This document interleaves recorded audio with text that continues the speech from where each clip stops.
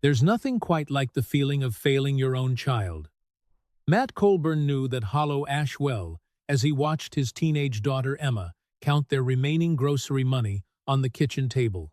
The year-old single father had been out of work for 6 months, and every rejection letter felt like another nail in the coffin of his pride. Then came the inheritance nobody wanted, Uncle Roy's crumbling garage that the whole town called a junkyard. His siblings told him to bulldoze it and sell the land. The neighbors complained about the rust and weeds. Even Emma rolled her eyes when he said he wanted to take a look inside. But sometimes the things that look most broken on the outside hold the greatest treasures within. When Matt pulled back those rotting tops in the dim garage, he found something that would change everything. 2 mysterious cars with foreign badges and chrome that still gleamed beneath the dust. What he discovered next about his reclusive uncle would reveal a secret worth $150 million. But would finding a fortune be enough to rebuild the trust he'd lost with his daughter? Before we jump back in, tell us where you're tuning in from. And if this story touches you, make sure you're subscribed, because tomorrow I've saved something extra special for you. Matt Colburn had once believed in blueprints. As a senior mechanical engineer at Hartwell Industries, he'd spent years turning complex problems into elegant solutions, translating chows into order with precise lines and calculated measurements. His drafting table at home still held the remnants of that former life. Rolled papers yellowing at the edges, mechanical pencils arranged in perfect rows, a coffee mug that read, "World's Best Dad," from Emma's elementary school days. Those days felt like someone else's life now. The morning sun filtered through their modest kitchen window, casting long shadows across the linoleum floor, where Emma sat cross-legged, methodically sorting bills into 3 piles: urgent, overdue, and impossible. At Dizays, she possessed her mother's sharp intelligence and her father's stubborn determination, though lately that determination had turned into a protective shell around her heart. "Electric bills due tomorrow," she said without looking up, her voice carrying the matter-of-fact tone that had replaced the laughter Matt remembered from years past. "We can cover it if we skip groceries until Thursday." Matt watched his daughter's careful fingers arrange the papers, each movement deliberate and resigned. When had she become the adult in their relationship? When had he stopped being the one who solved problems and started being the one who created them? "I've got that interview at Morrison Tech on Wednesday," he offered, though they both knew it was his 40th interview in 6 months. Each rejection had chipped away another piece of his confidence, leaving him feeling like a broken machine whose parts no longer fit together properly. Emma finally looked up, her green eyes so much like Sarah's holding a weariness that new teenagers should carry. "Dad, you don't have to pretend with me anymore. We both know how these interviews go." The words stung because they were true. At 42, Matt had discovered that being unemployed for more than a few months marked you as damaged goods in the engineering world. Younger candidates with fresh degrees commanded lower salaries and brought enthusiasm he could no longer muster. The industry he'd devoted his career to had moved on without him. The kitchen fell silent except for the persistent drip of their leaky faucet, another repair they couldn't afford. On the refrigerator, beneath a magnet shaped like a wrench, hung Emma's report card from last semester. Straight A's in advanced mathematics and physics, just like her mother. Sarah would have been so proud. Sarah, even 3 years after the cancer took her, Matt still reached for her side of the bed each morning, still caught himself buying her favorite yogurt at the store. She'd been the steady one, the practical dreamer who believed in fixing things rather than replacing them. She would have known how to navigate this financial catastrophe without losing Emma's respect in the process. "Remember when Mom used to make those Sunday pancakes?" Emma asked suddenly, as if reading his thoughts. "She'd always burn the first one and give it to you, saying it was the cook's tax." Matt smiled despite himself. She claimed burnt edges added character. "I think she just didn't want to waste the batter starting over." "She was always finding the good in broken things," Emma said softly, then returned to sorting bills with renewed focus. The phone rang, interrupting the moment. Matt glanced at the caller ID. Henderson Associates, attorney at law. Probably another debt collector using a law firm's name to sound official. He'd learned to recognize their tactics. "Mr. Colburn?" The voice on the other end was professional but warm. "This is Patricia Henderson. I'm calling about your Uncle Roy's estate. I believe you received my letter last week." Matt had received the letter but hadn't opened it yet. Mail these days brought only bad news, overdue notices, rejection letters, or worse. "I'm sorry. I haven't had a chance to read it thoroughly. I understand. These matters can be overwhelming. Your Uncle Roy Medina passed away 2 weeks ago, and you're named as the primary beneficiary of his estate. There's a property that requires your immediate attention." Uncle Roy. Matt's memory of his mother's younger brother was fuzzy at best. A quiet man who appeared at family gatherings like a ghost, always lingering at the edges of conversations, never staying long enough to become familiar. Matt couldn't remember having a real conversation with him in 20 years. "What kind of property?" Matt asked, though Emma had stopped sorting bills and was listening intently. "It's a garage and automotive repair facility on Sycamore Street, along with a small residential lot. The building requires significant repairs, and there are some environmental concerns about materials stored on the property. Your uncle had no other immediate family, and your siblings have already declined their inheritance rights due to the property's condition and potential liabilities." Of course they had. Matt's older brother Tom and sister Julie had both built successful careers in finance. They wouldn't want to deal with a rundown garage and whatever problems came with it. That's why it landed on Matt, the brother who currently had nothing to lose. "I'll need to see the property before making any decisions," Matt said. "Certainly. I should mention that the city has been pressuring for the property to be cleaned up or demolished. The neighbors have filed several complaints about its appearance. I can meet you there tomorrow morning if you'd like." After hanging up, Matt found Emma watching him with cautious curiosity. "Uncle Roy died?" she asked. "Apparently, I barely knew him, to be honest. He left me some kind of garage, but it sounds like it's more trouble than it's worth." Emma pulled out her phone and began typing. Within minutes, she'd found the property on Street View. The image showed a squat industrial building with peeling paint, broken windows, and a yard full of what looked like scrap metal and abandoned machinery. "Tom and Julie passed on this?" she asked, showing him the screen. "Smart of them, probably. Look at that place." But Emma was studying the image more carefully, zooming in on different sections. "Dad, look at the size of that building. And see these shapes in the yard? Some of this stuff looks like it might actually be cars under all those tarps and rust."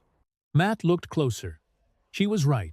Beneath the weathered covers and accumulated debris, there were definitely vehicles scattered throughout the property. Old ones, by the look of their shapes. "Even if they are cars, Emma, look at the condition of everything. This place is what people politely call a fixer-upper, and honestly call a money pit. Maybe," she said, but her voice carried the first note of genuine interest he'd heard in months. Or maybe Uncle Roy was one of those collector types who liked to hide treasures in plain sight. The next morning, Matt and Emma drove across town to Sycamore Street, following Patricia Henderson's silver sedan. The neighborhood had seen better days, a mix of small industrial buildings and aging residential properties. The kind of area where people minded their own business and didn't ask too many questions. The garage looked worse in person than in the photos. The main building was constructed of concrete blocks, painted an industrial green that had faded to the color of old moss. Several windows were boarded up, and the roll-up bay doors sagged on their tracks. A chain-link fence surrounded the property, though sections had been cut or had fallen over entirely. "Well," Patricia Henderson said diplomatically, "your uncle certainly lived a private life." Emma walked to the fence line, peering through the gaps at the covered shapes scattered throughout the yard. How long did he own this place? According to the records, about 30 years. He purchased it from a trucking company that went out of business. The neighbors say he kept to himself, worked mostly at night, and rarely had visitors. As Patricia unlocked the main building and began explaining the legal details, Matt found himself drawn to one particular covered shape near the back of the yard. Something about its proportions looked familiar. though he couldn't place why. The top covering it was secured with bungee cords and had probably been white once, though years of weather had turned it gray-green. "The building has good bones," Patricia was saying, "but it needs a new roof, updated electrical, and environmental testing for any automotive chemicals that might have been stored improperly." Matt half listened, still staring at the covered shape. Emma had noticed his distraction and followed his gaze. "Want to look under there?" she asked quietly. Before he could answer, she was already working at the bungee cords, her nimble fingers making quick work of the weathered elastic. The tarp came away in sections, revealing first a chrome bumper that gleamed despite the dust, then distinctive twin racing stripes, and finally the unmistakable silhouette of a classic muscle car. "Dead," Emma whispered. "I think we need to have a longer conversation with Uncle Roy's lawyer." As Matt stared at the pristine 1967 Shelby Cobra nestled in this forgotten corner of the world, he felt something he hadn't experienced in months, the possibility that maybe, just maybe, the blueprint for his life wasn't finished after all. The 1967 Shelby GT500 Super Snake sat before them like a sleeping giant, its Wimbledon white paint gleaming beneath decades of careful preservation. Matt had seen pictures of these cars in magazines, but holding the keys in his trembling hands felt surreal. This wasn't just any muscle car. This was automotive royalty, one of only 2 ever built. "Dad, are you seeing this?" Emma's voice carried a reverence he hadn't heard since she was little, discovering something magical for the first time. Patricia Henderson approached cautiously, her professional composure cracking as she took in the vehicle's immaculate condition. "Your uncle never mentioned anything about collector cars in our meetings. I assumed the covered vehicles were just old projects or scrap." Matt circled the Shelby slowly, noting details that spoke of meticulous care. The engine bay spotless beneath its hood, chrome components polished to mirror finish, even the tires properly inflated and showing minimal wear despite their obvious age. Someone had loved this machine. "The paperwork," he said suddenly. "There has to be documentation, registration, something that proves ownership and authenticity." Emma was already exploring the car's interior, running her fingers along the original black vinyl seats. "Dad, look at this." She held up a leather portfolio that had been tucked behind the driver's seat. Inside were photographs, registration documents, and what appeared to be a detailed maintenance log spanning decades. The photographs told a story Matt hadn't expected. Uncle Roy, looking 20 years younger, standing beside the Shelby at various car shows and racing events. In one image, he wore a racing suit and held a trophy, grinning beside the car in what looked like a winner's circle. Other photos showed different vehicles, classics Matt didn't recognize, but which clearly belonged to the same careful owner. "He was a racer," Emma said, studying a photograph of Roy behind the wheel, his face intense with concentration as he navigated what looked like a professional track. Patricia examined the registration documents. "These appear legitimate. The title is clear. In your uncle's name since 1978. If this vehicle is authentic, and it certainly appears to be, we're looking at something quite valuable." Matt's engineering mind kicked in, the analytical part of him that had been dormant for months suddenly awakening. "We need to verify everything. Authenticity, condition, market value. This could change our entire situation. Or, it could be too good to be true," Emma said, though her tone suggested she hoped otherwise. "Dad, what if there are more? What if Uncle Roy was collecting cars this whole time and nobody knew?" The possibility hung in the air like electricity before a storm. Matt looked across the cluttered yard, seeing the covered shapes with new eyes. Where before he'd seen junk and problems, now he saw potential. Each tarp might hide another treasure, another piece of Uncle Roy's secret life. "We should look at everything," he decided, systematically. "Document what we find before making any decisions." They spent the next hour uncovering vehicles with the methodical precision of archaeologists. Each discovery brought new surprises. A 1970 Plymouth Cuda in pristine plum crazy purple. A 1969 Dodge Charger RT, with its original 446 spec engine. a 1968 Mustang GT 390 Fastback that looked like it had just rolled off the showroom floor. Emma kept a running list on her phone, photographing each vehicle and its documentation. Her excitement grew with each discovery, and Matt watched his daughter transform before his eyes.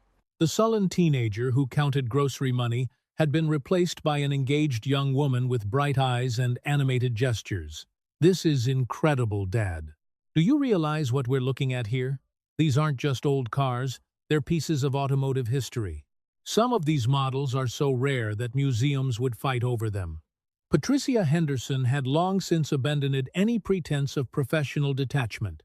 She moved between vehicles like a tourist in an unexpected wonderland, occasionally calling colleagues to describe what they were seeing. "Mr. Colbert," she said as they uncovered their seventh vehicle, "I need to be frank with you. I've been handling estate law for 20 years, and I've never encountered anything like this. We're looking at a collection that could be worth millions of dollars. This changes the entire nature of your inheritance." The weight of her words settled over Matt like a heavy blanket. Millions of dollars, enough to pay off their debts, secure Emma's college education, maybe even start fresh somewhere new. But even as the financial possibilities danced through his mind, he found himself thinking about something else. The pride in Emma's voice as she discussed engine specifications and restoration techniques, the way she'd instinctively understood the care these vehicles represented. "We need to be careful," he said finally. "Word about this can't get out until we understand exactly what we're dealing with. Legal ownership, insurance, security. There are too many variables to rush into anything." Emma nodded seriously. "And we need to learn about Uncle Roy. How did he acquire all this? Was he a dealer, a collector, or just incredibly lucky? The more we understand about his story, the better we can protect what he left us." As they prepared to leave, Matt took one last look at the Shelby Super Snake in the afternoon light, with dust motes dancing around its perfect lines. The car seemed to promise something beyond mere wealth. It promised purpose, a project that could bring him and Emma together in ways he hadn't imagined possible. "Dad," Emma's voice interrupted his thoughts. "I know we have to be practical about this, but I hope we don't just sell everything right away. Some of these cars, they're not just valuable because of money. They're valuable because of what they represent. Uncle Roy spent his whole life preserving these pieces of history. Maybe we should think about continuing that work." Matt smiled, recognizing Sarah's influence in their daughter's words. His wife had always seen beyond the surface of things, understanding that some treasures couldn't be measured in dollars alone. "Let's take it one step at a time," he said. "First, we figure out exactly what we've inherited. Then we decide what Uncle Roy would have wanted us to do with it." As they drove home in Patricia's sedan, the garage shrinking in the rearview mirror, Matt felt a cautious optimism beginning to bloom in his chest. For the first time in months, he and Emma had shared genuine excitement about something. They'd worked as a team, combining his analytical approach with her intuitive understanding of the car's significance. The Shelby GT 500 Super Snake had been more than just their first discovery. It had been a catalyst, transforming a burden into an adventure and a father-daughter relationship that had been strained by hardship into something that might, with patience and care, become stronger than ever. That evening, as Emma hazy-arched classic car values on her laptop and Matt studied Uncle Roy's maintenance logs, their modest kitchen felt different. The overdue bills still sat in their neat piles, but they no longer seemed like insurmountable obstacles. They'd become temporary inconveniences, problems with solutions that might be sitting under tarps in a forgotten garage across town. "Dad," Emma said, looking up from her screen, "I think we're going to need to learn a lot about cars very quickly." Matt nodded, already thinking about the technical manuals he'd need to study, the experts he'd need to consult, the careful planning required to handle their inheritance responsibly. It felt good to have complex problems to solve again, even if they were nothing like the engineering challenges he'd faced before. "I think you're right," he said. "But you know what? I think we're up for it." The hand-drawn racing circuit maps were tucked inside a manila envelope that had yellowed with age, hidden beneath a stack of Motor Trend magazines from the 1970s. Emma discovered them on their third day of systematic exploration when she'd ventured behind what appeared to be a false wall in Uncle Roy's office space.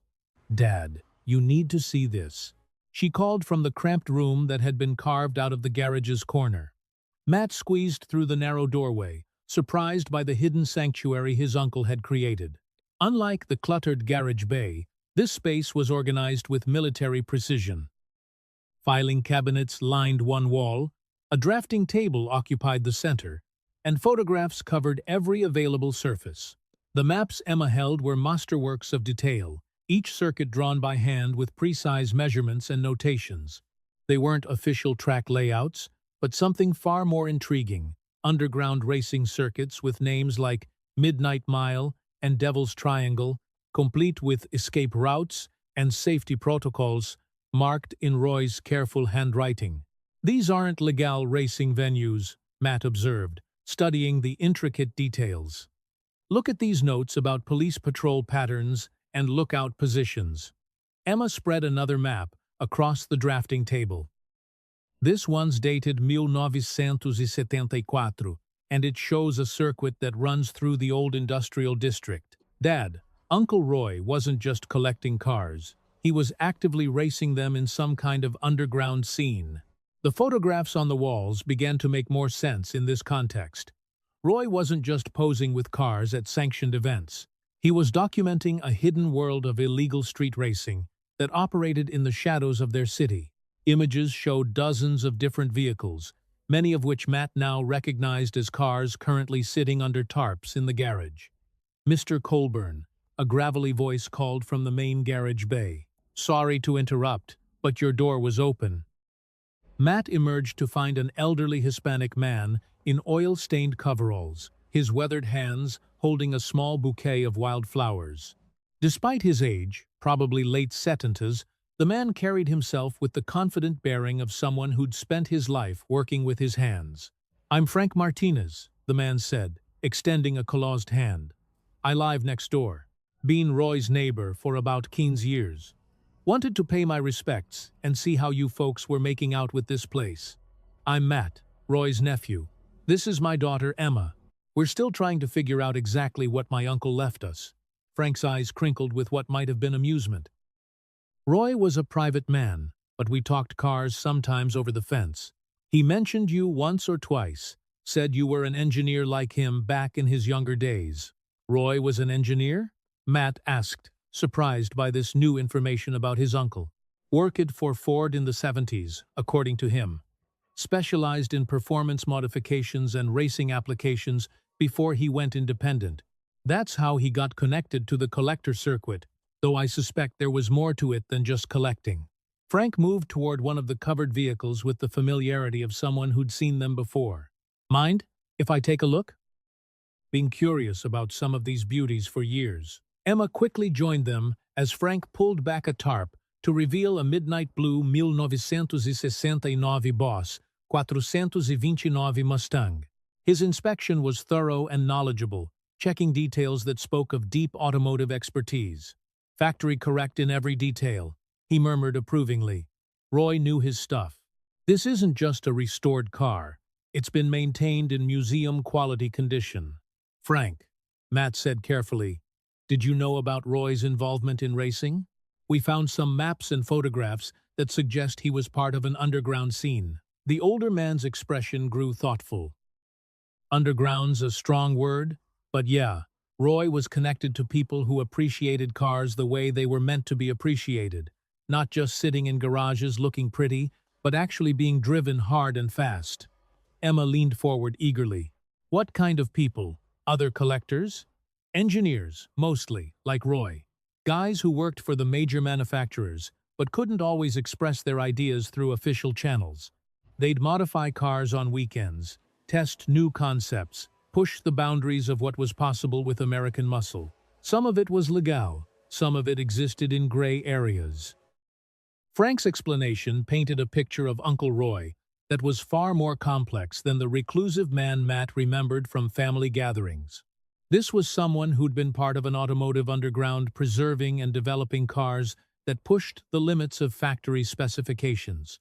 The thing about Roy, Frank continued, was that he understood these cars weren't just machines, they were expressions of American engineering at its most creative. He saw himself as a curator, keeping alive the spirit of innovation that built the muscle car era. As they talked, Emma had wandered back to the office space and emerged with more discoveries. Technical manuals with Roy's handwritten modifications, correspondence with other collectors, and what appeared to be detailed provenance documentation for each vehicle. "Dad, look at this," she said, showing him a leather-bound ledger. Uncle Roy documented everything, where he acquired each car, what modifications were made, maintenance history, even the stories behind why each vehicle was significant. The ledger revealed the scope of Roy's network. He hadn't just collected randomly, but had targeted specific vehicles with historical importance, factory prototypes, race-proven cars, and one-off modifications that represented pivotal moments in automotive development. "This one entry is fascinating," Emma continued. "He acquired the Shelby from the estate of a Ford test driver who'd used it for high-speed evaluations in the Nevada desert. It wasn't just a show car. It was a working development vehicle." Frank nodded approvingly. "That sounds like Roy. He wasn't interested in trailer queens that never saw action. Every car in this collection was chosen because it had a story worth preserving." As the afternoon progressed, Matt found himself increasingly impressed by his uncle's methodical approach. The man had been a serious curator, not just a hobbyist with deep pockets. Each vehicle represented a piece of automotive history that might otherwise have been lost. "Frank," Matt said, "would you be willing to help us understand what we've inherited? It's clear you know a lot about cars and we need expert guidance." The older man's face brightened. "Nothing would make me happier. Roy was a good neighbor, and he'd want these beauties to be properly cared for. Besides," he added with a grin, "I've been wondering about some of these cars for years. This is like getting access to a private museum." Emma pulled out her phone and began typing rapidly. "I'm finding online forums where people discuss missing legendary vehicles. Dad, some of these cars that Uncle Roy preserved, people in the collector community think they were destroyed or lost decades ago." As they stood in the garage surrounded by automotive history, Matt felt a growing sense of responsibility. This wasn't just a financial windfall, it was a legacy that his uncle had spent decades building. A collection that preserved important pieces of American manufacturing heritage. The racing circuit maps had revealed Uncle Roy as more than a collector. He'd been a participant in automotive culture, someone who understood that cars were meant to be experienced, not just admired. Now Matt and Emma faced the challenge of honoring that legacy while dealing with the practical realities of ownership. "We need to learn everything we can about Uncle Roy's world," Matt decided. "The history, the community, the significance of what he preserved. If we're going to be worthy custodians of this collection, we need to understand what it really represents."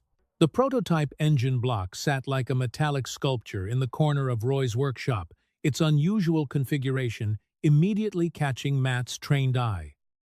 Unlike the familiar Voight layouts he recognized, this power plant featured an experimental design with offset cylinders and what appeared to be variable compression ratios built into the block casting itself. "This is incredible," Emma breathed, running her fingers along the precisely machined surfaces. "Dad, look at these cooling passages. They're nothing like conventional designs." Matt knelt beside the engine, his engineering background allowing him to appreciate the sophisticated metallurgy and innovative thinking that had gone into its creation. Serial numbers and casting marks indicated Ford origins, but the configuration was unlike anything he'd seen in production vehicles. Frank Martinez examined the engine with the reverence of someone encountering a long-lost treasure. "I remember Roy mentioning this beauty. He said it came from a Ford Skunk Works project in the early 70s, something they were developing for IMSA racing before the oil crisis killed most performance programs." Emma had already photographed every angle of the engine and was cross-referencing the serial numbers with online databases. "Dad, I'm not finding any matches for these part numbers. This might be a completely unique prototype." The implications sent a thrill through Matt's analytical mind. Prototype engines from major manufacturers were extraordinarily rare, especially ones that represented abundant technological paths. This wasn't just a collector's item, it was industrial archaeology, a glimpse into automotive development that had never reached production. Frank, Matt asked, do you know the story behind how Roy acquired this? The older man's expression grew thoughtful. Roy was careful about details like that, but I got the impression he'd helped some Ford engineers preserve things that would otherwise have been scrapped when projects got cancelled. Corporate accountants saw expensive failures, but Roy saw innovation worth preserving. As they explored deeper into the workshop, more mysteries emerged. Emma discovered technical drawings tucked behind the engine, blueprints that showed the power plant installed in various chassis configurations. Roy hadn't just preserved the engine, he'd been studying it, understanding its potential applications. Look at this, she said, spreading the drawings across a workbench. Uncle Roy was designing installations for different vehicles. This diagram shows the engine mounted in what looks like a Trans Am, and this one appears to be a Mustang application. Matt studied the precise draftsmanship, recognizing the work of someone who understood both theoretical engineering and practical implementation. Your uncle wasn't just a collector, Emma. He was an active researcher trying to understand the full potential of what he'd preserved. The revelation transformed Matt's perception of their inheritance. They weren't just dealing with valuable cars, they were custodians of a research collection that documented paths not taken in American automotive development. Frank began sharing stories that painted Roy as a central figure in an informal network of engineers and enthusiasts who preserved automotive innovations that had been abandoned for economic rather than technical reasons. These men had worked within the system during their professional careers, but continued exploring possibilities in their private time. Roy used to say that the muscle car era ended just when things were getting really interesting. Frank, he called, government regulations and insurance costs killed the party before engineers could fully explore what was possible with American Voitu technology. Emma's research had expanded beyond simple identification to WS2 to Emma's research, understanding the broader context of Roy's collection. She'd found references to similar preservation efforts by retired engineers at other manufacturers, suggesting Roy was part of a larger movement to maintain automotive knowledge that corporate America was abandoning. "Dad, this is bigger than we thought," she said, showing him forum discussions about missing prototypes and cancelled projects. "There's a whole community of people who study these abandoned automotive technologies. Some of the engines and modifications that Uncle Roy preserved are legendary among enthusiasts." The growing complexity of their inheritance began to weigh on Matt. Each new discovery brought additional responsibilities and questions about proper stewardship. They were dealing with history, not just valuable assets. "We need professional guidance," he decided. "Automotive historians, museum curators, people who understand the significance of what Roy preserved." Frank nodded approvingly. Roy would want that. He always said these cars and components shouldn't disappear into private collections where nobody could learn from them. He believed in sharing knowledge, even if he was private about his activities. As afternoon faded into evening, they secured the garage and prepared to leave. Emma carried photocopies of Roy's technical drawings, her excitement about the discoveries evident in her animated discussion of compression ratios and cooling system innovations. "Dad," she said as they walked to their car, "I've been thinking about something. You know how you've been struggling to find work as an engineer?" Matt nodded, wondering where her thoughts were leading. "What if this isn't just about inheriting money? What if Uncle Roy left us something more valuable? A project that could use your skills in a completely different way. These cars and engines represent engineering problems that were never fully solved. Maybe there's opportunity here beyond just selling everything." The suggestion resonated with possibilities Matt hadn't considered. Instead of viewing the collection purely as financial salvation, Emma was proposing they engage with it intellectually, treating Roy's work as the beginning of their own journey rather than simply its conclusion. "You mean like restoration and research?" he asked. "More than that. Documentation, education, maybe even completing some of the projects Uncle Roy started. Look at that prototype engine. What if we could understand its full potential? What if we could share that knowledge with the automotive community? Frank, who had been listening quietly, smiled broadly. Emma, your uncle would have loved hearing those words. Roy always said the real value of his collection wasn't in dollars. It was in the stories and innovations that would be lost forever if someone didn't care enough to preserve them properly. As they drove home, Matt found himself considering Emma's proposal seriously. For months, he'd been looking for employment that would utilize his engineering skills. Perhaps the answer wasn't finding a traditional job, but creating meaningful work around Roy's legacy. Emma, he said finally, if we were going to approach this as more than just an inheritance to liquidate, what would be the first steps? His daughter's response was immediate and well considered. Research everything thoroughly. Document the significance of each vehicle and component. Connect with the automotive history community. Maybe start a blog or YouTube channel to share what we're learning. Turn Uncle Roy's private research into educational content. The prototype engine had become more than just another valuable discovery. It represented the intersection of engineering, innovation, and historical preservation, offering them a path forward that honored both Roy's legacy and their own need for purpose and financial stability. That evening, as Emma researched automotive history programs at nearby universities and Matt reviewed Roy's technical documentation, their kitchen table became a planning center for an adventure neither had anticipated. The mysterious prototype engine sat at the heart of their evolving understanding of what they'd inherited, promising challenges and discoveries that would test everything they thought they knew about cars, family, and the value of preserving innovation for future generations. The Racing Syndicate membership ring was tucked inside a small velvet box that Emma discovered while organizing Roy's personal effects from his office desk. The heavy gold band bore an intricate insignia, a stylized eagle with wings spread over crossed pistons, surrounding the letters NVRS in elaborate script.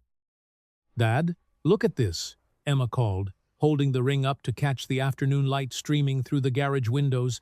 The craftsmanship was exceptional, clearly custom-made for someone who valued both automotive symbolism and subtle luxury. Matt examined the ring carefully, noting the weight and quality of the gold, the precise engraving work, and most intriguingly, the wear patterns that suggested regular use over many years. This wasn't jewelry that had sat in a drawer. Roy had worn this ring with pride. NVRS, he mused.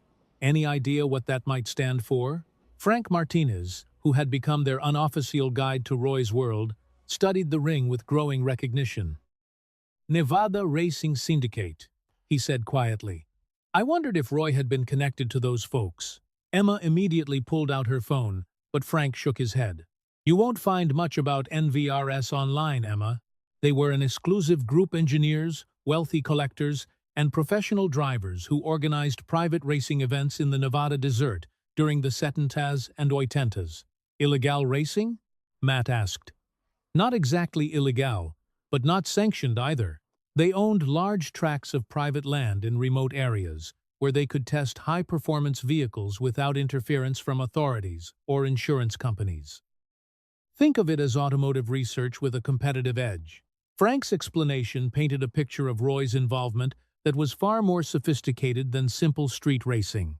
The Nevada Racing Syndicate sounded like an exclusive club, where serious automotive enthusiasts could explore the limits of performance technology away from public scrutiny. The membership was invitation only. Frank continued. "You had to bring something significant to the table, either engineering expertise, access to experimental vehicles, or substantial financial backing for research projects." Roy qualified on multiple counts. Emma had found Roy's appointment calendar from 1976 and was studying entries that now made more sense in this context. "Dad, look at these notations. Nevada Test, July 15 até 18, and NVRS anual, September 22 até 25. These weren't just social gatherings. The calendar entries, combined with the racing circuit maps they discovered earlier, suggested Roy had been a regular participant in organized events that blended competitive driving with automotive development. This wasn't the underground racing world Matt had initially imagined, but something more professional and scientific. "What happened to the syndicate?" Emma asked. Frank's expression grew somber. "Insurance costs killed most private racing by the late 80s. The legal liability for high-speed events became too expensive, even for wealthy participants. Most of the members moved on to sanctioned racing or focused exclusively on collecting." As they continued exploring Roy's papers, evidence of his NVRS involvement became clearer. They found correspondence with other members, technical reports from testing sessions, and photographs from events that looked more like automotive research conferences than typical racing gatherings. "Look at this letter," Emma said, reading from a document dated 1979. It's from someone at Chrysler thanking Roy for data from high-altitude testing of a prototype engine. "Dad, Uncle Roy wasn't just participating in these events. He was contributing technical research that manufacturers were using." The revelation elevated Roy's status from hobbyist to serious researcher, someone whose private testing provided valuable data, to professional automotive development programs. His NVRS membership represented recognition from peers who valued his expertise and contributions. Matt studied photographs from NVRS events, noting the sophisticated timing equipment, data logging systems, and professional-grade safety measures evident in the background. These weren't street racing gatherings, but serious automotive research sessions conducted under controlled conditions. "Frank," he asked, "are any other NVRS members still active? People who might remember Roy's work and could help us understand the significance of his collection." "Possibly. The automotive community is smaller than you might think, especially among people who were active in the 70s and 80s. Roy mentioned staying in touch with some of his old racing associates, though he was always discreet about specific names. Emma had been researching automotive history forums and discovered references to NVRS vehicles and testing data that had influenced production car development. Roy's involvement placed him at the center of informal research networks that had shaped American muscle car evolution. "Dad, this changes how we should think about the collection," she said. "These aren't just valuable cars. They're research vehicles that contributed to automotive development. Some of the modifications and testing data Uncle Roy preserved might still be valuable to current engineers." The possibility intrigued Matt's engineering sensibilities. Modern automotive development could potentially benefit from understanding the experimental approaches and data that Roy's generation had developed through private research. As they prepared to leave the garage that evening, Matt found himself wearing Roy's NVRS ring, the weight feeling appropriate on his finger. Emma had noticed and smiled it. "It looks right on you," she said. "Maybe you were meant to continue what Uncle Roy started."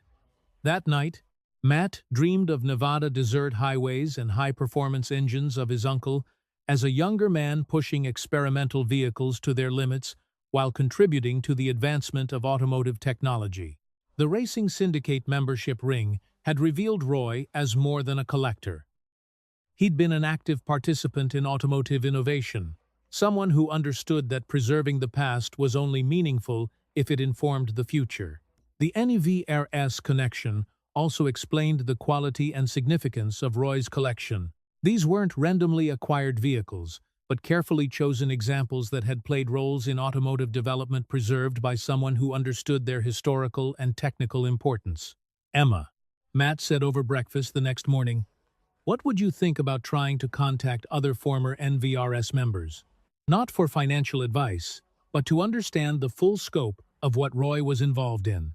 His daughter's eyes lit up with enthusiasm. "I was hoping you'd suggest that.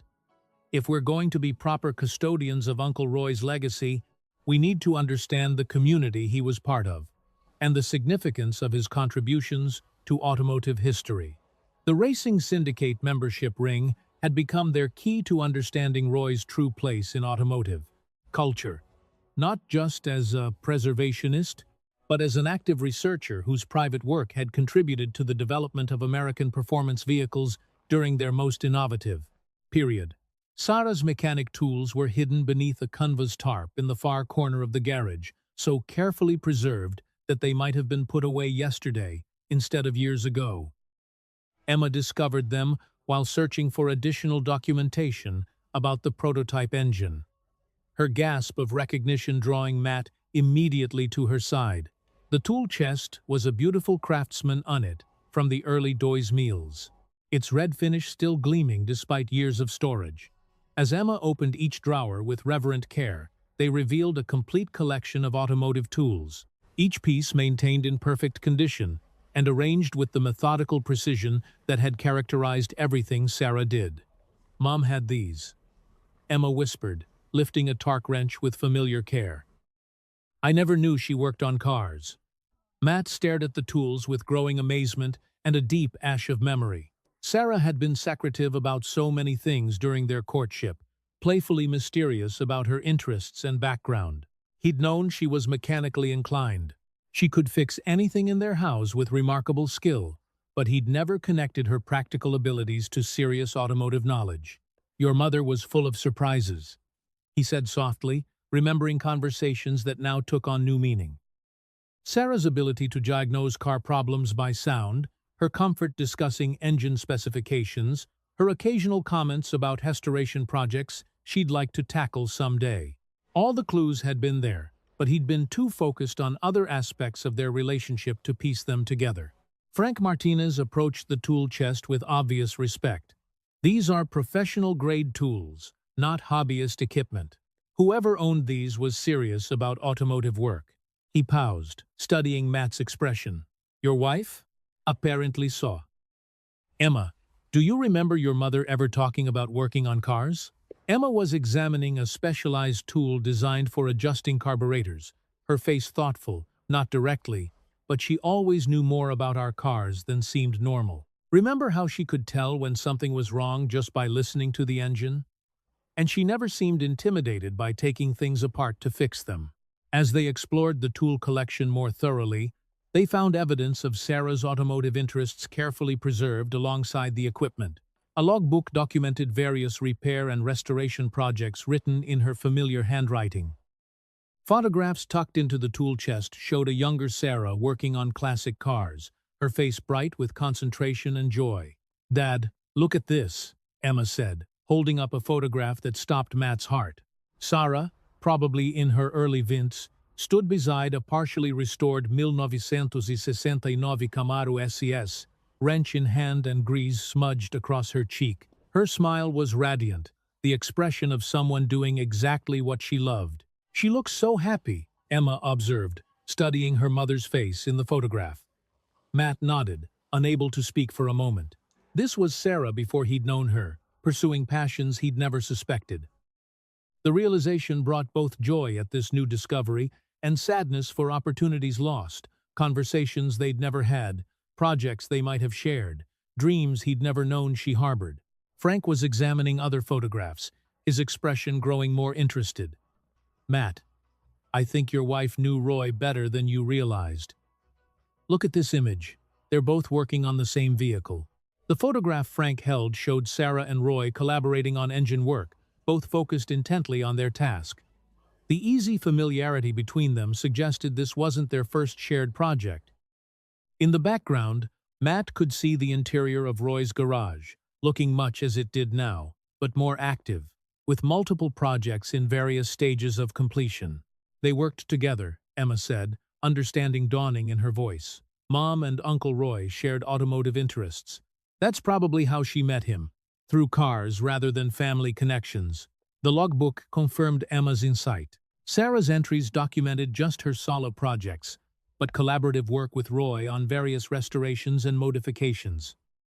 Her handwriting revealed technical knowledge that impressed even Matt's engineering background, detailed notes about engine specifications, suspension modifications, and performance tuning approaches. "Listen to this entry," Emma read from the logbook.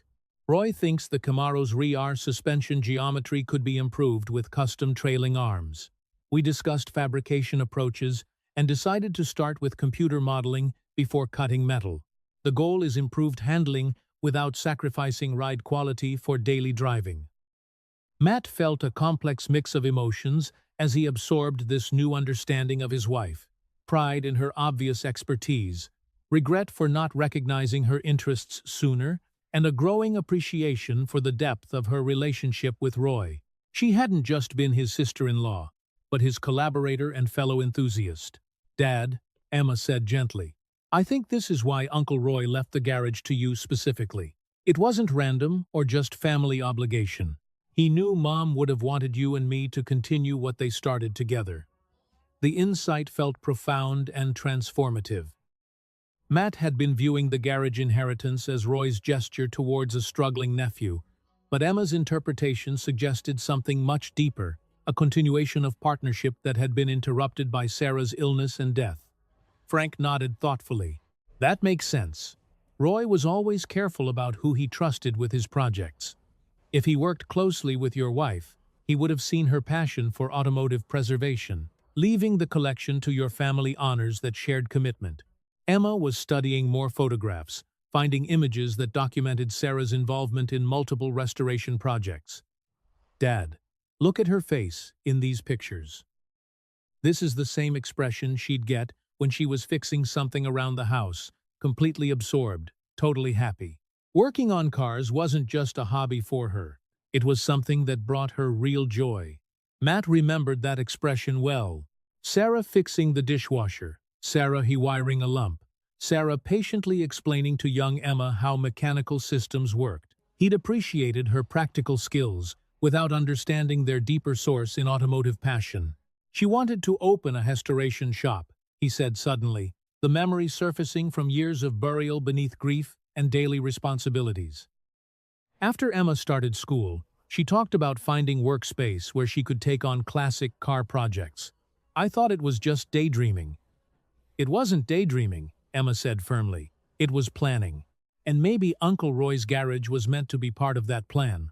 As they continued exploring Sarah's tools and documentation, the garage began to feel different, less like an inherited burden and more like a sacred trust. Roy hadn't just collected cars, he'd preserved Sarah's dreams along with automotive history. "Frank," Matt asked, "did Roy ever mention Sarah's restoration plans?" "He did, actually. She had exceptional instincts for bringing classic cars back to life without losing their original character. Roy was particular about restoration philosophy. He believed in preserving authenticity while improving reliability and safety." Emma found Sarah's notebook of restoration projects she'd hoped to tackle, complete with detailed plans for acquiring, restoring, and selling classic vehicles. The business plan was thorough and professionally conceived, revealing Sarah's serious intention to turn her automotive passion into a sustainable enterprise. "Dad," she'd researched everything: market values, restoration costs, potential customer base, even legal requirements for operating an automotive business. This wasn't casual interest. This was a carefully planned career change. Matt felt a deep sadness for dreams that had been cut short by cancer, but also a growing sense of possibility. Perhaps Sarah's interrupted plans could be realized through their stewardship of Roy's collection. The garage could become what she'd envisioned, a place where classic cars received expert care and returned to active life. "What if we approach this as continuing Mom's work rather than just preserving Uncle Roy's collection?" Emma suggested. "We could restore cars properly, maintain the historical significance, but also make them available for people to experience and enjoy." The concept appealed to Matt's engineering sensibilities while honoring both Sarah's dreams and Roy's preservation efforts. Instead of viewing the collection as static museum pieces, they could treat them as living history that deserved to be maintained and occasionally driven. Frank smiled approvingly. Sarah would have loved that approach. She always said cars were meant to be experienced, not just admired. Roy felt the same way. He drove his vehicles regularly, kept them in running condition, treated them as functional art rather than static displays. As they prepared to lock up the garage that evening, Matt carried Sarah's favorite wrench, a well-worn combination tool that showed years of careful use. Emma walked beside him with her mother's restoration notebook, already making plans for research and learning opportunities. "Dad," she said as they reached their car, I know this is complicated emotionally. Finding out about Mom's automotive interests must bring up a lot of feelings. Matt nodded, appreciating his daughter's sensitivity. It does. I wish I'd understood her interests better when she was alive, but I'm also grateful to learn this about her now, and to understand why Roy trusted us with his life's work. Maybe that's the point, Emma said wisely. We can't change the past, but we can honor it by doing something meaningful with what we've learned. Mom's tools and Uncle Roy's cars, they're both asking us to keep their dreams alive. The discovery of Sarah's mechanic tools had transformed their understanding of the garage inheritance from coincidental legacy to deliberate trust. They weren't just random beneficiaries of Roy's collection, but chosen custodians of a shared automotive passion that connected wife and brother-in-law in ways Matt had never suspected. That night, Matt fell asleep thinking about Sarah's hands on those tools, her concentration as she worked on engines, her excitement about restoration projects that would bring classic cars back to life. The garage had become more than their salvation. It had become their connection to dreams that deserved completion, love that demanded expression, and heritage that required preservation for future generations who would appreciate the artistry of American automotive innovation. The hidden safety deposit box key was tucked inside the Shelby's glove compartment, wrapped in a small piece of leather that had protected it from decades of temperature changes and humidity. Emma discovered it while documenting the car's original accessories, her fingers finding the unusual shape buried beneath owner's manuals and maintenance records. "Dad, this looks important," she said, unwrapping the key to reveal a brass tag marked with the logo of First National Bank and a box number, 347. Matt examined the key with growing curiosity. Roy had been methodical about everything else. Why would he hide a safety deposit box key in a car, rather than keeping it with his other important documents? "Frank, did Roy ever mention having a safety deposit box?" Matt asked. The older man shook his head. Roy was pretty private about his financial arrangements, but this suggests he had something he considered especially valuable or sensitive stored away from the garage. Within an hour, they were sitting in the sterile office of First National Bank, facing a manager who had verified Matt's inheritance rights and was preparing to escort them to the safety deposit box area. The anticipation was palpable as they followed her through multiple security doors into the vault's quiet interior. Box 347 was larger than Matt had expected, requiring both his key and the bank's master key to open. Inside, instead of expected documents like insurance policies or financial records, they found a thick manila folder marked confidential. Medina, in Roy's careful handwriting. The first document in the folder stopped Matt cold. An official FBI letterhead dated 15 years earlier thanking Roy for his invaluable cooperation in Operation Chrome Horse, which resulted in the recovery of significant stolen automotive assets and the prosecution of individuals involved in classic car fraud networks. "Dad," Emma whispered, reading over his shoulder, "Uncle Roy was working with the FBI?" As they examined more documents, an extraordinary story emerged. Roy hadn't been simply collecting classic cars. He'd been serving as a federal informant and asset recovery specialist, using his expertise and connections to identify stolen vehicles and fraudulent restorations that were being sold to unsuspecting collectors. The files documented Roy's role in exposing a sophisticated network of criminals who specialized in stealing historically significant vehicles, creating fraudulent documentation, and selling them to wealthy collectors who believed they were acquiring legitimate automotive treasures. "Look at this list," end quote. Matt said, studying a document that cataloged over 40 vehicles Roy had helped identify as stolen property. Some of these cars were thought to be lost forever, but they were actually hidden by thieves who planned to wait years or decades before selling them with fabricated provenance. Emma found photographs showing some of their garage's current inventory, but with different documentation and claimed histories. The images had been taken as evidence in various fraud cases, proving that vehicles now in Roy's possession had once been stolen property. "The cars in our garage," she said slowly, understanding dawning, They're not just valuable collections, they're recovered stolen property that Uncle Roy helped the FBI reclaim. Frank, who had been quietly reading additional documents, looked up with amazement. According to this file, Roy worked for over 20 years helping federal agents identify automotive fraud. He wasn't just a collector, he was a specialized law enforcement asset. The revelation recontextualized everything they discovered about Roy's activities. His involvement with the Nevada Racing Syndicate, his extensive network of automotive contacts, his methodical documentation of each vehicle's history, all of it had served his role as someone who could identify authentic versus fraudulent classic cars. This explains why he was so secretive, Matt realized. Working with federal agents to expose car theft rings would have put him in danger if the wrong people learned about his cooperation.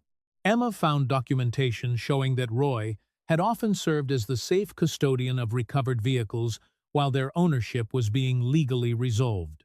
Some cars had been returned to their rightful owners, while others had been awarded to Roy in recognition of his assistance in their recovery. "Dad, look at this court order from 2 years ago." Uncle Roy was given legal title to 2 vehicles as compensation for his work, helping solve a major classic car theft case. The judge specifically noted his extraordinary service to automotive heritage preservation. The files contained dozens of similar documents, court orders, FBI commendations, and legal opinions that established Roy's role as more than just an informant. He'd been a specialized expert whose knowledge of automotive history and manufacturing details made him invaluable in identifying fraudulent vehicles and documentation. "This changes everything about how we should view the collection," Matt said. "These aren't just valuable cars Roy accumulated, they're pieces of automotive history that he rescued from criminals and preserved for the legitimate collector community." Frank nodded thoughtfully. It also explains why Roy was so particular about documentation and provenance. He understood the difference between authentic automotive history and clever fraud better than almost anyone. As they continued reading, they discovered that Roy's work had extended beyond simple vehicle identification. He'd helped develop FBI protocols for automotive fraud investigation, trained federal agents in classic car authentication techniques, and served as an expert witness in dozens of prosecutions. "Listen to this letter from the FBI director," Emma read. "Mr. Medina's contributions to federal automotive crime investigation have been exceptional. His expertise has resulted in the recovery of over 60 million in stolen classic vehicles and the successful prosecution of disastrous major fraud networks." The magnitude of Roy's impact on automotive crime fighting was staggering. He'd been a key figure in protecting the classic car community from sophisticated criminal enterprises, using his passion for automotive history to serve justice and preserve legitimate heritage. "Dad," Emma said quietly, "we're not just inheriting a car collection, we're inheriting the responsibility of continuing Uncle Roy's work, protecting automotive history from criminals and fraudsters." Matt felt the weight of this revelation settling over him. The garage wasn't just valuable property, it was a legacy of service to the automotive community, a testament to one man's commitment to preserving authentic history against those who would corrupt it for profit. "The question now," he said, "is whether we're equipped to continue Roy's work, or whether we should transfer this responsibility to others who might be better qualified." Frank smiled knowingly. "Roy didn't leave this collection to just anyone, Matt. He left it to someone he trusted to understand its significance and continue protecting what he spent his life preserving." As they prepared to leave the bank with copies of Roy's files, Matt realized that their garage inheritance had transformed once again. They weren't just treasure hunters who'd stumbled onto valuable cars, nor were they simple collectors continuing a hobby. They were custodians of justice, inheritors of a mission to protect automotive heritage from those who would steal and corrupt it. The hidden safety deposit box key had revealed Roy's true legacy, not just as a collector or even as a preservationist, but as a guardian of automotive integrity whose life's work had protected countless pieces of history from criminal exploitation. Now that responsibility belonged to Matt and Emma, along with the knowledge, connections, and moral obligation to continue Roy's fight for automotive authenticity. The FBI case files spread across Matt's kitchen table told a story more complex and dangerous than anything he'd imagined when they first discovered Roy's collection. Agent Sarah Chen, no relation to their neighbor Mrs. Chen, had contacted them within hours of their bank visit. Her arrival both validating Roy's federal cooperation and introducing new complications to their inheritance. "Your uncle was one of our most valuable automotive fraud specialists," Agent Chen explained, her professional demeanor softened by obvious respect for Roy's work. "His death has left a significant gap in our ability to authenticate recovered vehicles and identify sophisticated forgeries." Emma studied the case files with the systematic attention she'd inherited from both parents, making notes about patterns and connections that even impressed the federal agent. "Agent Chen, these theft networks, are they still active?" "Unfortunately, yes. Classic car fraud has become increasingly sophisticated as values have risen. We're currently tracking several major operations that specialize in stealing historically significant vehicles, creating fraudulent documentation, and selling them to collectors who believe they're acquiring legitimate pieces of automotive history." The revelation that Roy's death might have emboldened criminal networks added urgency to their decision-making about the collection's future. They weren't just inheriting valuable cars, but also responsibility for continuing Roy's protective work. Frank Martinez had been quietly reviewing technical documentation that Roy had created for federal investigations, like his mechanical expertise, helping him understand the sophisticated methods criminals use to disguise stolen vehicles. "These fraud operations are incredibly detailed," he observed. "They're not just changing VIN numbers, they're creating entire false histories for vehicles, complete with fabricated restoration records and fake provenance documentation." Agent Chen nodded grimly. "Your uncle's expertise in authentic restoration techniques and manufacturing details made him uniquely qualified to identify these sophisticated frauds. He could spot discrepancies that even experienced collectors might miss." Matt felt the weight of expectation settling over him. The FBI clearly hoped that Roy's family might continue his work, but the technical knowledge required seemed overwhelming. "Agent Chen, we're not automotive experts at Roy's level. How could we possibly continue his work? Actually, Mr. Colburn, your engineering background combined with Emma's research abilities and Frank's mechanical expertise might be more valuable than you realize." Roy didn't work alone. He was part of a network of specialists who each contributed different skills to fraud identification. Emma had been studying photographs of fraudulent vehicles that Roy had helped identify, comparing them to authentic examples in his collection. "Dad, look at this. The criminals aren't just creating fake cars. They're stealing real ones and modifying them to match different, more valuable models. This Mustang was originally a base model that thieves converted to appear like a rare Shelby variant." The sophistication of the fraud operations was staggering. Criminals weren't just opportunistic thieves, but organized networks with access to specialized equipment, authentic parts, and detailed knowledge of classic car manufacturing. They could transform common vehicles into convincing replicas of rare models, complete with documentation that fooled casual inspection. "This is why Roy's work was so important," Agent Chen continued. "He understood manufacturing details that criminals often overlooked: casting numbers, paint codes, assembly techniques that were specific to certain production runs. His collection served as a reference library for authentic examples." Frank was examining more case files, his expression growing troubled. "According to these reports, some fraud networks have been targeting specific collectors, researching their interests, and creating fake versions of cars they know the collectors want to acquire." "Exactly," Agent Chen confirmed. "These aren't random crimes, but carefully planned operations that exploit collectors' passion for automotive history." Roy helped us understand that protecting the classic car community required both law enforcement and expert knowledge. As they discussed the scope of automotive fraud, Matt began to understand the moral dimensions of their inheritance. The garage wasn't just a collection of valuable cars, but a fortress protecting automotive heritage from organized criminal assault. Agent Chen, Emma asked, if we decided to continue some of Uncle Roy's work, what would that involve? Initially, just maintaining the reference collection and making your expertise available when we encounter suspected frauds. Roy often examined photographs and documentation to provide preliminary assessments before we launched formal investigations. The prospect of continuing Roy's work appealed to Matt's sense of purpose while addressing his need for meaningful employment. Instead of seeking traditional engineering positions, he could apply his analytical skills to protecting automotive heritage work that honored both Roy's legacy and Sarah's passion for classic cars. We'd need training, Matt said thoughtfully. Understanding authentication techniques, learning to spot sophisticated modifications, building relationships with the collector community that Roy cultivated over decades. Frank nodded approvingly.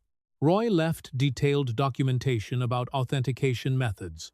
Combined with his reference collection and the right guidance, you could develop the expertise needed to continue his work. Emma had been researching online forums where collectors discussed suspected fraudulent vehicles, finding references to Roy's reputation for authentication expertise. Dad, Emma said, Uncle Roy was legendary in the collector community. People trusted his assessments absolutely because he combined technical knowledge with access to authentic reference examples. As afternoon faded into evening, the scope of their inheritance became clearer. They weren't just inheriting Roy's cars, but his mission, his knowledge network, and his responsibility to protect automotive heritage from criminal exploitation. Agent Shen prepared to leave, but emphasized the FBI's continued interest in their decision. Take time to consider your options. Roy's work was voluntary. He chose to help because he cared about preserving authentic automotive history. We hope you'll feel similarly motivated, but the decision must be yours. After Agent Chen departed, Matt, Emma, and Frank sat in the garage surrounded by Roy's collection, each vehicle now representing not just automotive history, but also victory over criminal enterprise. These cars had been rescued, authenticated, and preserved through Roy's dedication to justice. Dad, Emma said finally, I think we know what Uncle Roy would want us to do. Matt nodded, feeling Sarah's influence in his daughter's moral clarity. Roy had spent his life protecting what Sarah had loved, and now they could continue that work together, father, daughter, and the friend who'd known them both. We're going to need to learn everything Roy knew. Matt decided. Authentication techniques, fraud patterns, collector network connections. It won't be easy, but it's the right thing to do. Frank smiled broadly. Roy would be proud, and Sarah would understand that you're not just inheriting cars, you're inheriting the responsibility to protect the automotive heritage she cared about. As they secured the garage for the night, Matt felt the weight of decisions settling into determination. Tomorrow would begin their transformation from accidental inheritors to dedicated guardians of automotive authenticity, following the path Roy had blazed through decades of quiet heroism in service of truth and preservation. The authenticated ownership documents lay spread across the conference table in Patricia Henderson's law office, like pieces of a complex puzzle finally coming together. 3 weeks of intensive research, FBI consultation, and expert authentication had culminated in this moment. The legal determination of exactly what Matt and Emma had inherited, and their rights to continue Roy's work. The documentation is extraordinary, Patricia said, her professional admiration evident as she reviewed the files. Your uncle maintained records that exceed anything I've seen in 20 years of estate law. Every vehicle has clear title, documented provenance, and in most cases official recognition of legitimate ownership through federal court proceedings. Agent Shen sat across from them, representing the FBI's interest in ensuring Roy's collection remained available for ongoing fraud investigations. Her presence gave weight to the proceedings, while also highlighting the collection's significance beyond simple inheritance law. Mr. Colburn, Agent Chen said, the Bureau would like to formally recognize your uncle's collection as an official automotive fraud reference database. This designation would provide certain legal protections, while establishing your role as custodians of materials important to federal law enforcement. Emma had been studying the individual vehicle documentation, amazed by the thoroughness of Roy's record-keeping. Each car's file contained not just ownership papers, but detailed authentication reports, photographs documenting original condition, and historical research proving the vehicle's significance to automotive development. "Dad, look at this report on the Shelby," she said, showing him a detailed technical analysis. Uncle Roy didn't just preserve the car. He documented every authentic detail so thoroughly that it serves as a definitive reference for identifying fake Shelbys. The FBI has used this documentation in at least 6 fraud cases.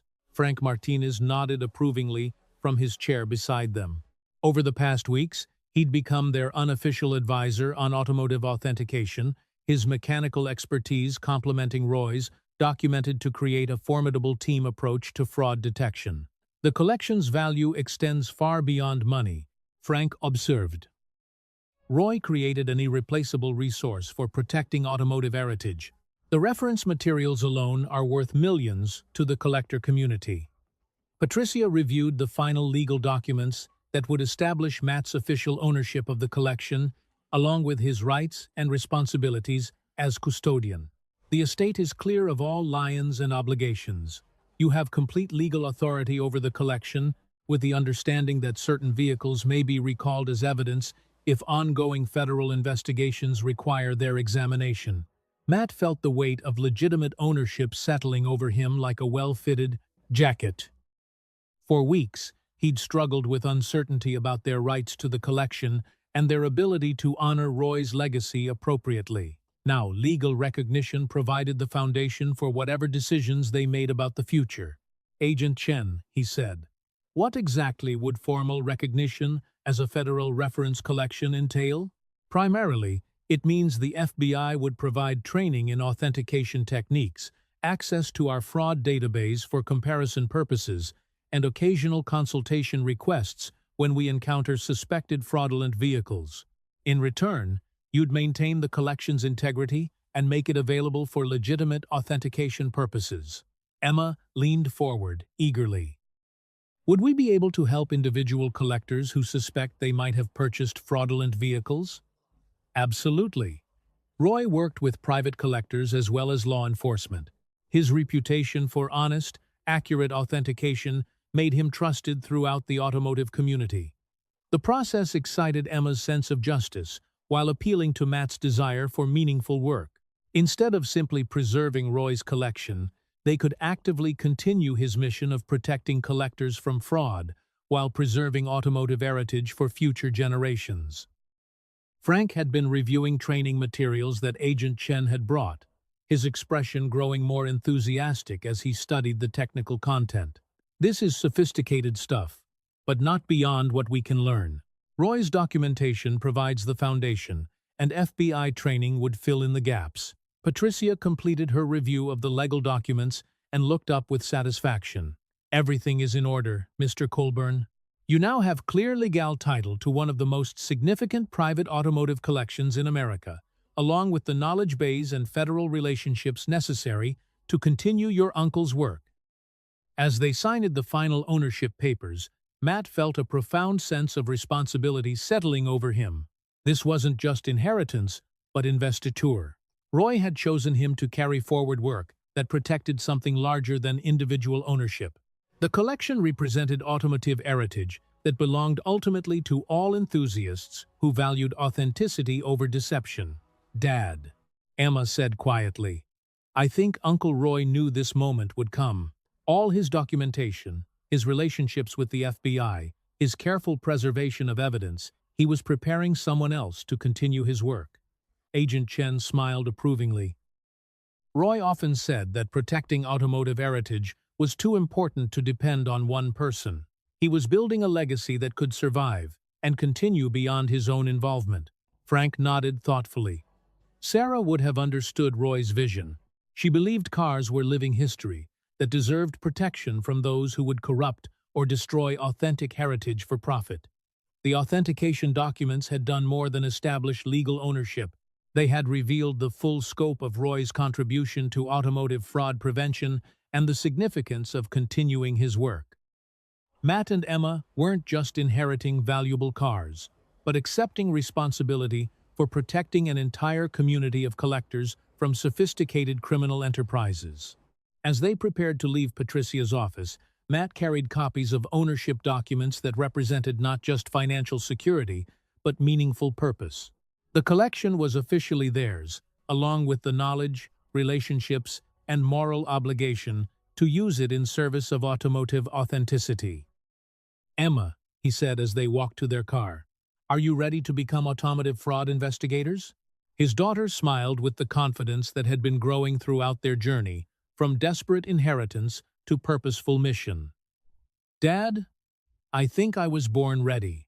Mom would be proud that we're protecting something she loved, and Uncle Roy would be satisfied that his life's work continues."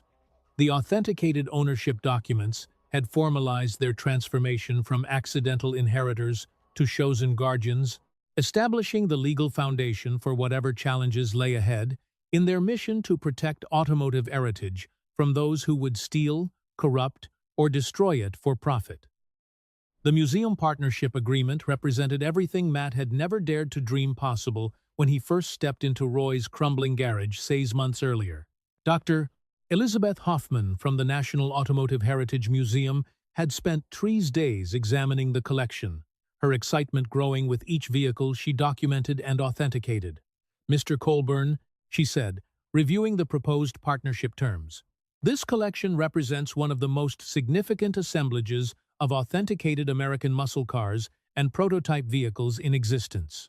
The museum partnership would provide public access, while maintaining the collection's integrity and research value." Emma sat beside Matt, her acceptance letter to the University of Michigan's Automotive Engineering program tucked in her folder alongside scholarship documents that would cover her full tuition. The partnership agreement included provisions for her continued involvement in the collection during her studies, creating a path that honored both academic achievement and family legacy. "The restoration workshop component is particularly exciting," Dr. Hoffman continued. "Your uncle's documentation methods and authentication expertise, combined with your family's commitment to preservation, would create an educational resource that benefits the entire automotive community." Frank Martinez beamed with pride from his seat across the table. His official appointment as the collection's curator and restoration supervisor, representing the culmination of decades of automotive expertise, finally receiving professional recognition at 78. He discovered a new career that honored both his mechanical skills and his friendship with Roy. Frank's knowledge of classic automotive restoration techniques is exceptional, Dr. Hoffman noted. The museum is particularly interested in his understanding of period-correct materials and methods.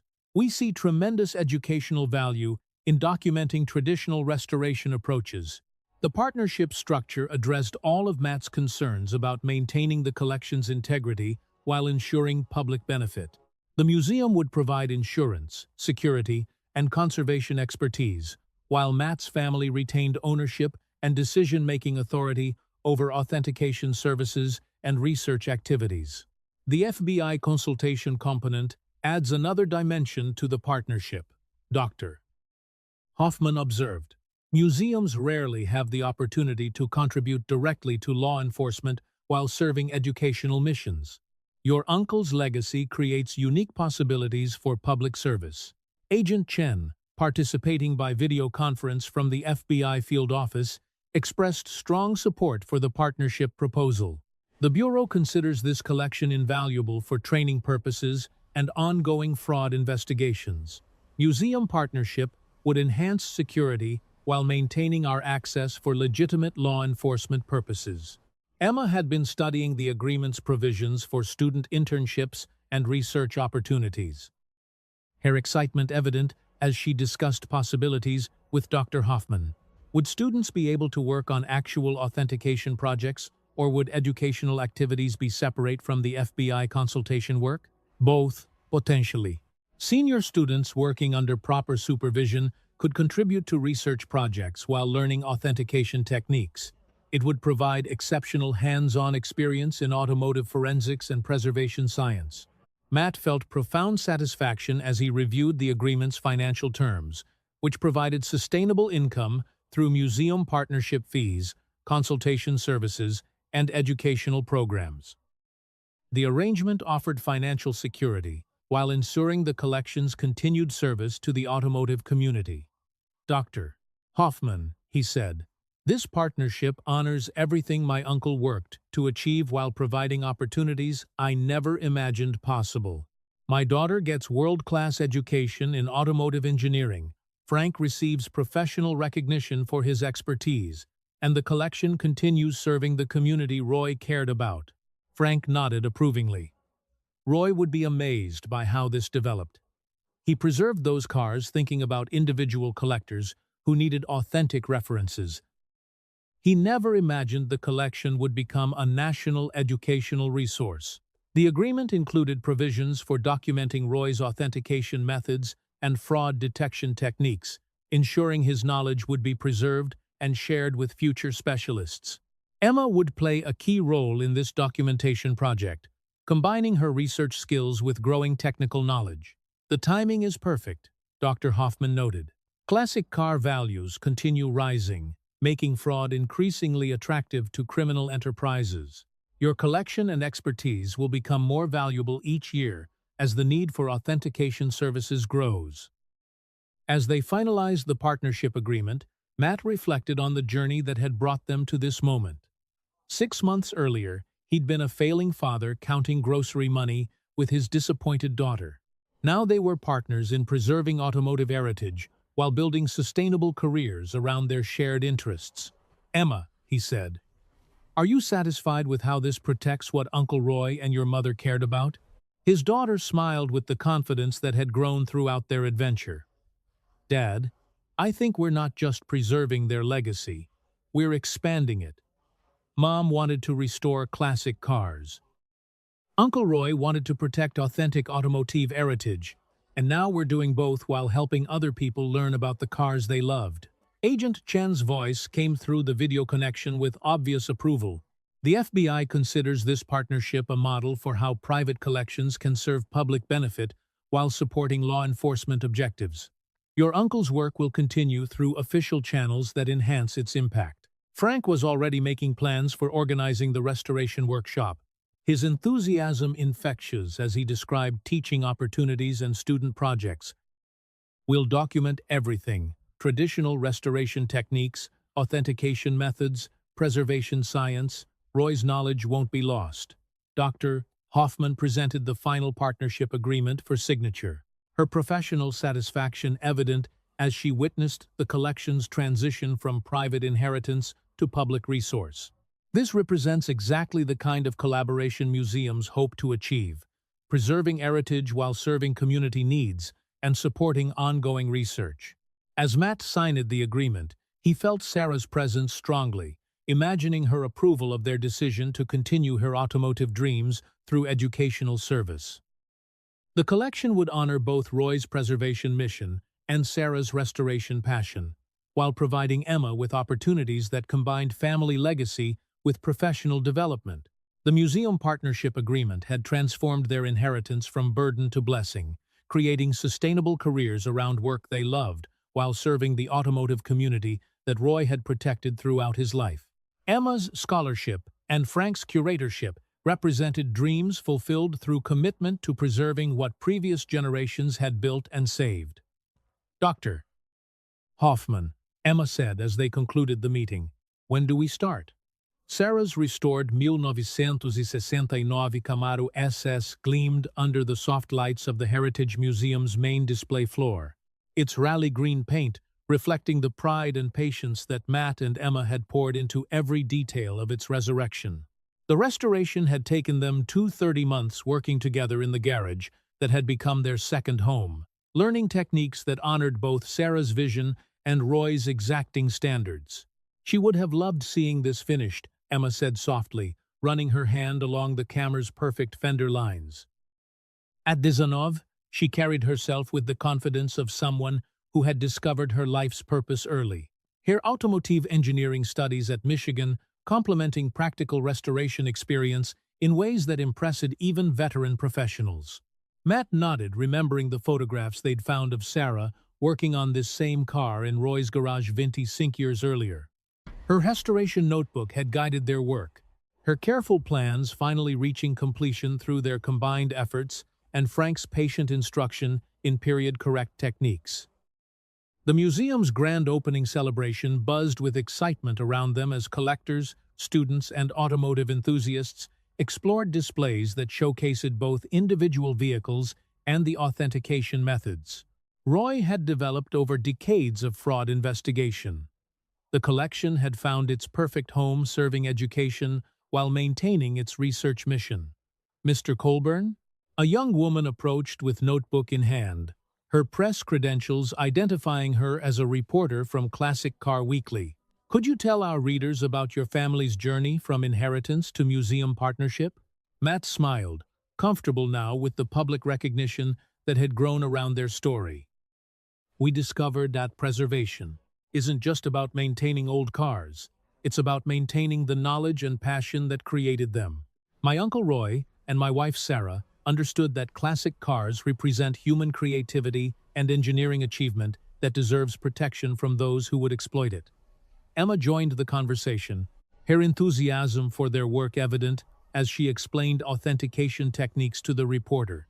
Every car tells a story, but fraud operations try to create false stories that deceive collectors and corrupt automotive history.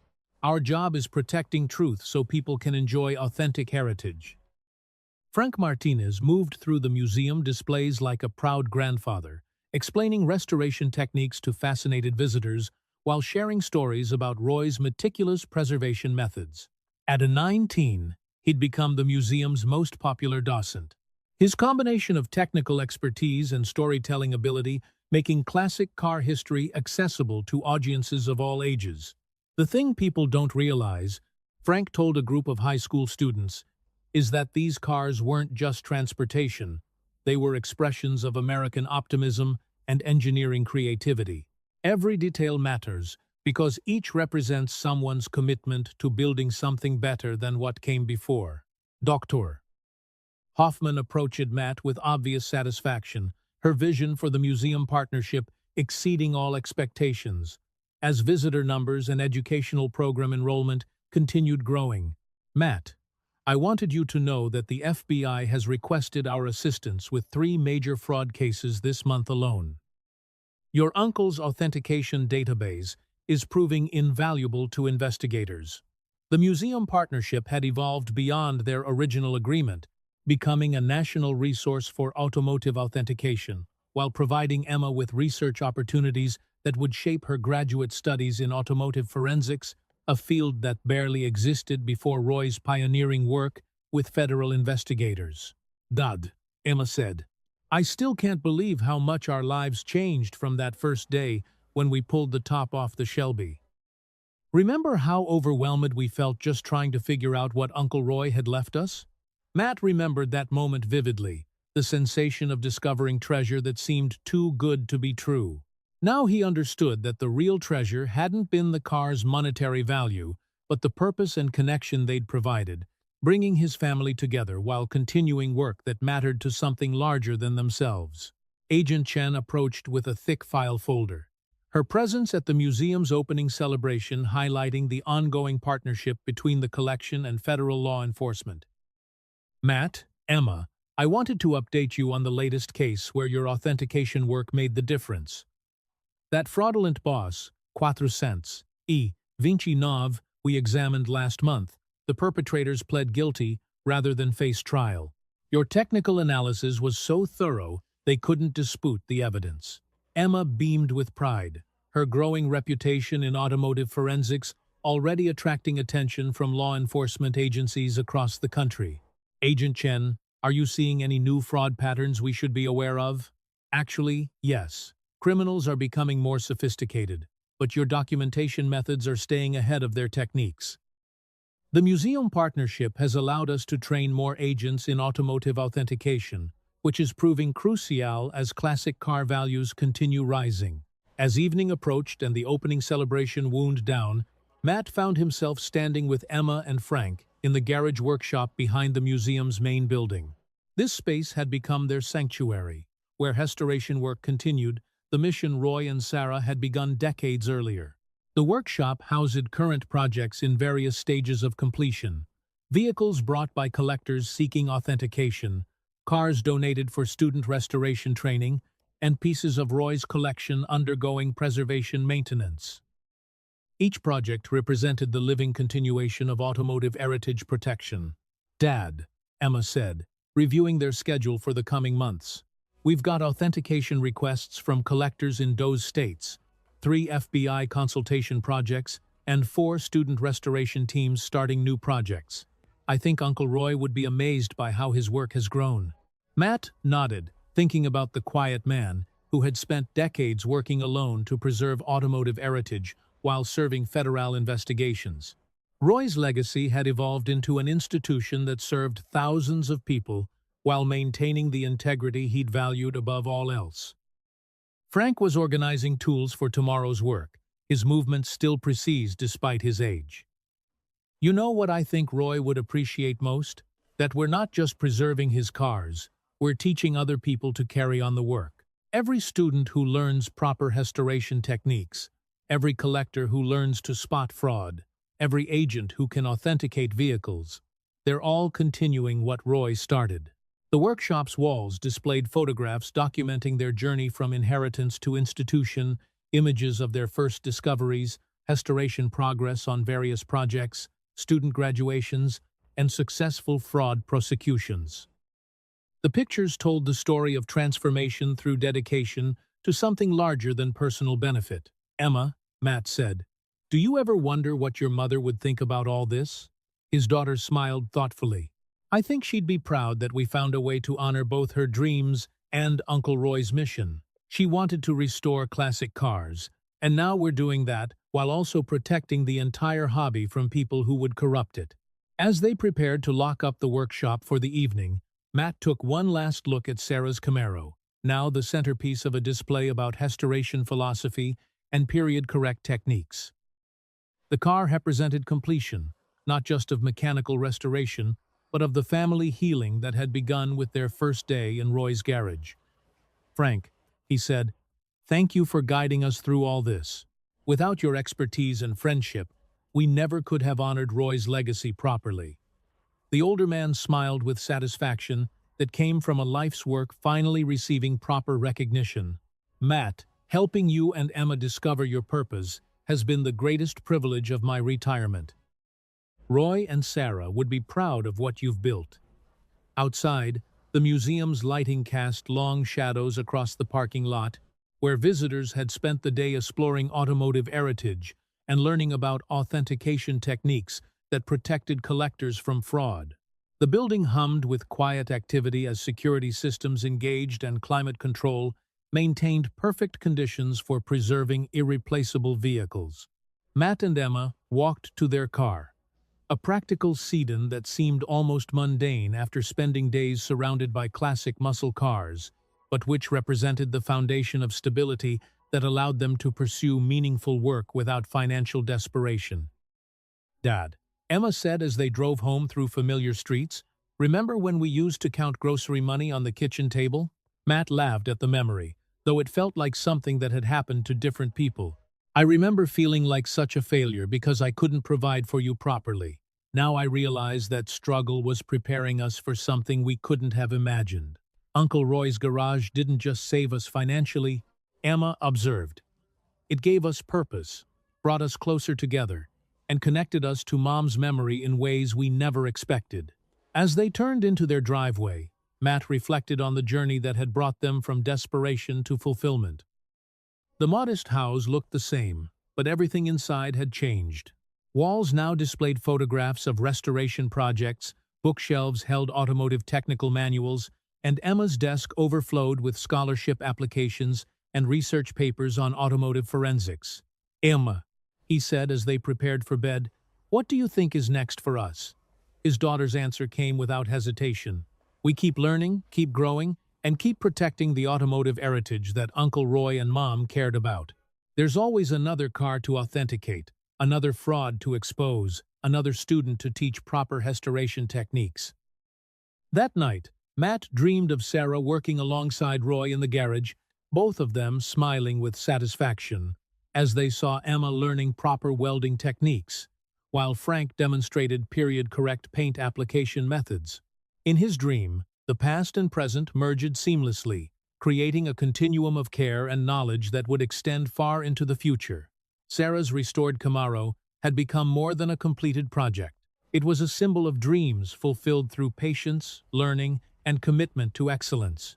The car represented everything they'd discovered about the value of preserving authentic heritage while building meaningful careers around work they loved. The garage that had once seemed like a burden had become their gateway to purpose, community, and the satisfaction of protecting something important for future generations. Uncle Roy's collection lived on, not as static displays, but as active tools in the ongoing fight to preserve automotive authenticity against those who would corrupt it for profit. In the end, Matt realized they hadn't just inherited cars, they'd inherited the responsibility and privilege of continuing work that mattered. Surrounded by people who shared their commitment to preserving the best of American automotive heritage for everyone who would appreciate its significance.